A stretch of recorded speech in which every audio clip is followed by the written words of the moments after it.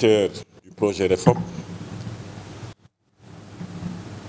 Madame la coordinatrice du PF2E, Monsieur le président du CTS, Monsieur le directeur de l'insertion,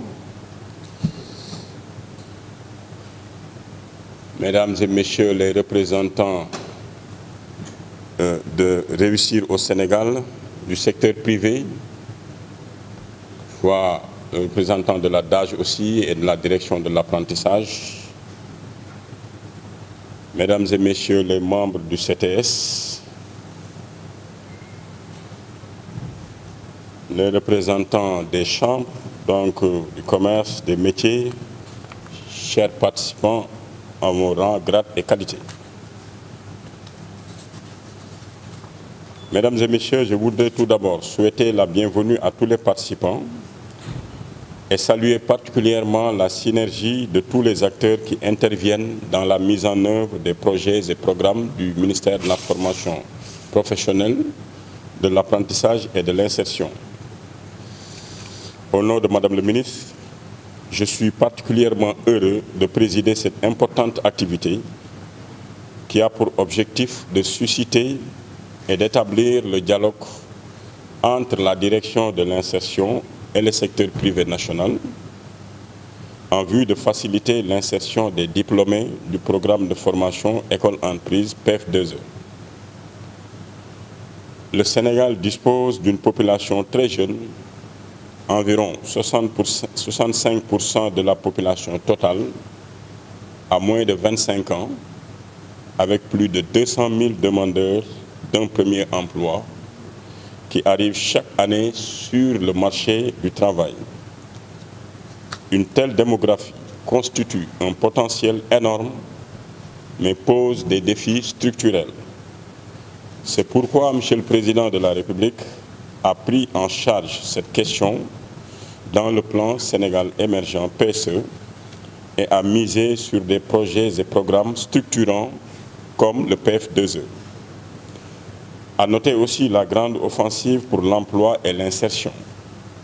Il s'agit notamment du renforcement de l'architecture institutionnelle à travers la création de la direction de l'insertion, entité du ministère de la formation professionnelle, de l'apprentissage et de l'insertion, de la mise en place du Conseil national pour l'insertion et l'emploi des jeunes, du programme d'urgence pour l'emploi et l'insertion socio-économique des jeunes et des femmes, mais également des projets emploi-entrepreneuriat des jeunes et des femmes dans les 46 départements pour une territorialisation des politiques publiques d'insertion et d'emploi. Voilà donc quelques exemples de cette grande offensive.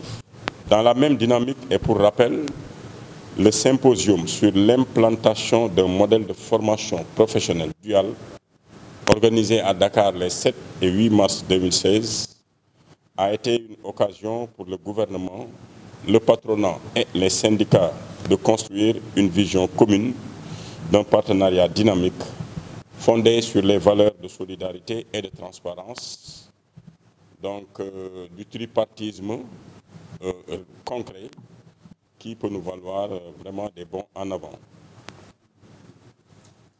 Les parties prenantes à ce symposium avaient précisé les conditions économiques, financières et légales nécessaires pour soutenir un modèle dual qui s'intègre dans la continuité des orientations stratégiques du Sénégal en matière de formation professionnelle, d'apprentissage et d'accompagnement à l'insertion. Histoire donc de mettre le focus sur la formation pratique, environ 80% comparativement à la partie théorique. Donc une formation aussi pratique, on ne peut pas trouver mieux. Une initiative à encourager donc. Tous ces éléments montrent à quel point l'employabilité et l'insertion des jeunes constituent une priorité à la fois pour les gouvernants, mais également pour nos partenaires du secteur privé. Sans oublier les principales cibles, c'est-à-dire la frange jeune. Mesdames et Messieurs, le gouvernement a placé le secteur privé au cœur de la phase 2 du PSE, notamment dans la mise en œuvre du plan d'action prioritaire accéléré et ajusté, PAP 2A. Ainsi, un secteur privé fort apparaît comme l'un des principaux moteurs de la croissance économique et de la création d'emplois. Faudrait-il le rappeler, le secteur privé est un levier important du développement économique. L'État est surtout attendu sur la mise en œuvre et la mise à disposition, en tout cas, de leviers et de facilités pour permettre aux entreprises du secteur privé de naître et de connaître un plein essor. Par ailleurs, le patronat s'est toujours engagé, entre autres, à participer activement à l'appui à l'insertion professionnelle de nos diplômés et formés. Je me réjouis également de l'organisation, en ce jour, de la tenue de cet atelier qui entre en droite ligne avec une des missions de la direction de l'insertion, dirigée par notre vaillant M. Ly, ce qui est de nature à susciter et accompagner le partenariat avec les structures nationales, publiques et privées impliquées dans la promotion de l'insertion professionnelle des jeunes, afin de permettre au Sénégal de mieux répondre aux défis majeurs de la problématique de l'employabilité et d'une insertion professionnelle durable des jeunes dans l'économie sénégalaise. Une synergie des actions et une approche harmonisée est plus que nécessaire. Et nous ne doutons point de l'engagement et de la maîtrise de ces enjeux par les acteurs ici présents, notamment à ma droite la coordinatrice du PF2E, le président du CETES, sans oublier nos partenaires privilégiés. Et si on cite M. Victor, directeur de projet, c'est déjà suffisamment éloquent pour magnifier la coopération avec ces partenaires qui nous accompagnent dans ces initiatives-là. Mesdames et messieurs, dans le cadre du partenariat de réforme germano-sénégalais, le projet REFOP encourage une coopération durable et systématique entre le MEFPAI et les entreprises dans le domaine de la formation professionnelle duale. En d'autres termes, ce système de formation professionnelle duale, adapté au marché du travail, contribue ainsi à l'amélioration des perspectives d'insertion socio-économique des jeunes. Et l'exemple allemand est un exemple à mettre en avant, à magnifier, et on devrait davantage s'en inspirer pour véritablement conduire cette politique de développement, notamment dans le cadre de la formation professionnelle en matière de formation duale. C'est dans ce contexte que nous nous sommes réunis aujourd'hui.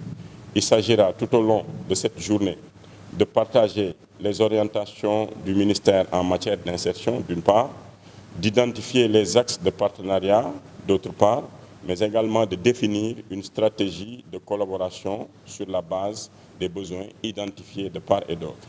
Mesdames et messieurs, au regard de la qualité des participants et de l'engagement de tous, je reste persuadé que des enseignements pertinents sortiront des échanges. Ils permettront à l'ensemble des acteurs, patronats, partenaires au développement, ministères, notamment l'ADI, de jouer leur partition pour une facilitation de l'entrée des jeunes diplômés et formés du PF2E dans la vie active. Au nom de Madame la Ministre, je salue l'accompagnement du projet REFOP, partenaire privilégié du ministère. Au programme Réussir au Sénégal et à BMZ en général, j'exprime la reconnaissance du gouvernement pour leur appui multiforme. Je me permets de citer notre championne, Ali Dari. Je ne sais pas si elle a dévoilé cette casquette-là, mais c'est une championne en taekwondo.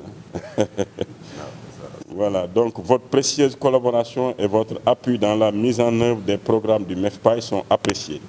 Mesdames et messieurs, je ne saurais terminer sans remercier le comité technique de suivi de la formation professionnelle duale, qui est l'organe de suivi des engagements partenariaux et d'assistance technique à la mise en œuvre du programme de formation école-entreprise.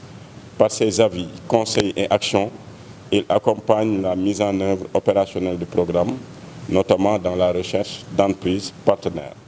Au nom de Madame la Ministre, je souhaite un plein succès aux travaux et déclare ouvert l'atelier de partage entre la direction de l'insertion et le secteur privé national sur l'insertion des jeunes diplômés du PF2E. Je vous remercie pour votre bien aimable attention. Merci à toutes et à tous. Donc, comme suggéré tantôt, si vous le voulez bien, on va marquer une pause santé.